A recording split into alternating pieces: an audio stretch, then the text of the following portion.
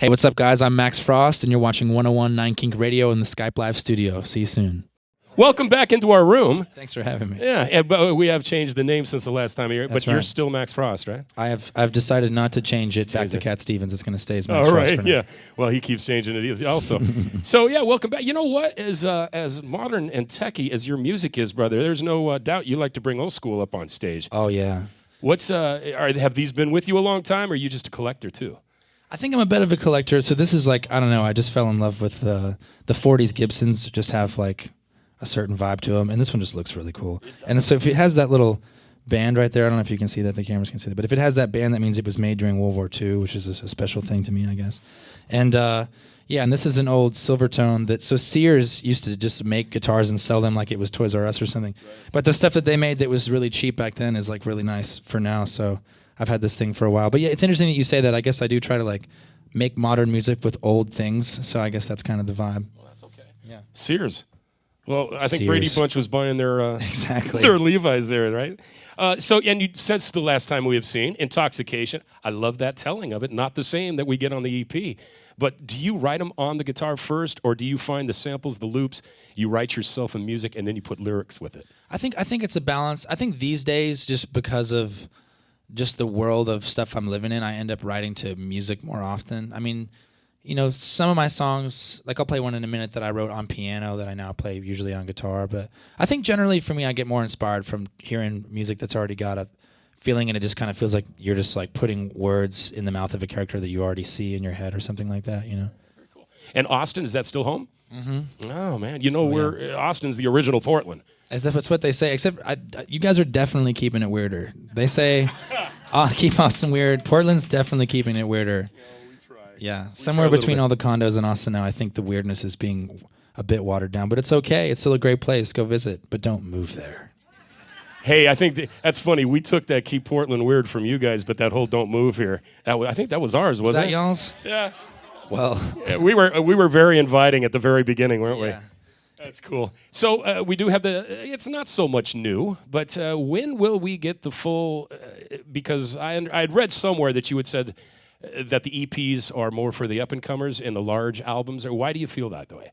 Large albums for the big acts. I just think we're living in a world where there is so much accessibility to music at this point. Like that barrier is so non-existent that and listen, I grew up on albums. I buy vinyls. I collect vinyls. I still, when I'm talking to someone about music, I'm like, yeah, what album is that from? You know, I think of music that way.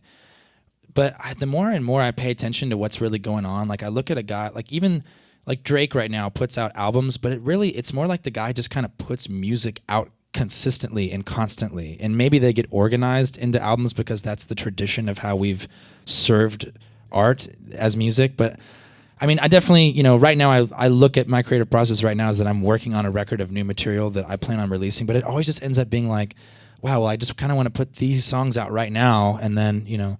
So in other words, I think an album's coming if the idea of an album even maintains to be necessary, I guess is my question almost. It's like, because I think people still listen to, but then again, to the contrary, like Anderson .Paak, and there's been some people who recently, they've come out and they've proven to me at least that it's not so much about one big song. They just have a record of great material that people are like, have you heard this guy? Go listen to him.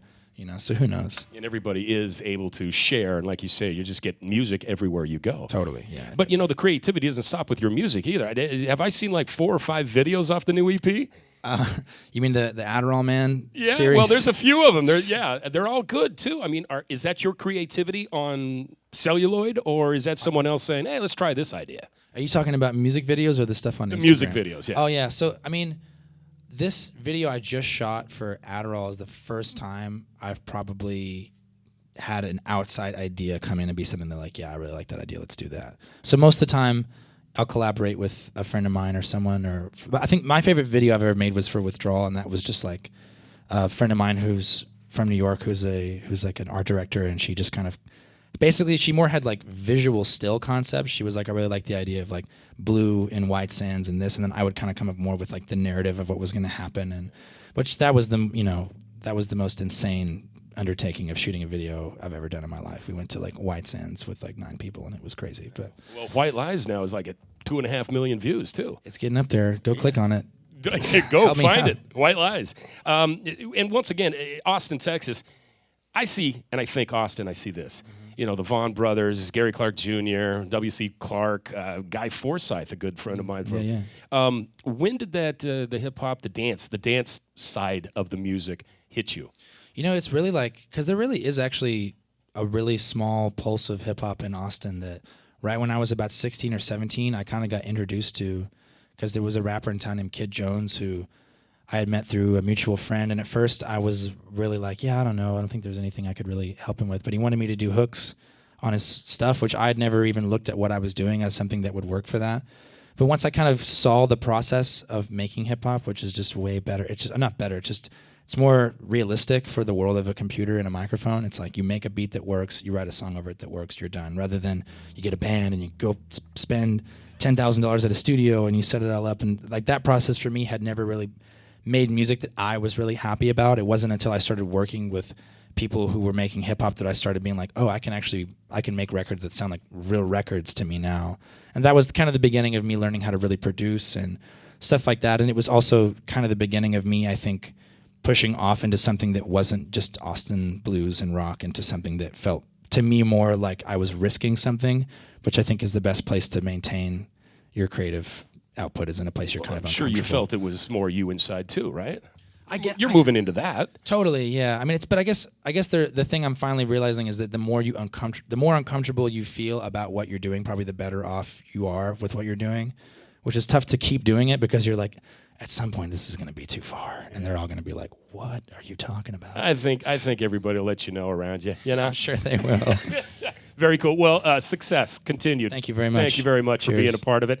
Doug Furt tonight, guys. It's Max Frost.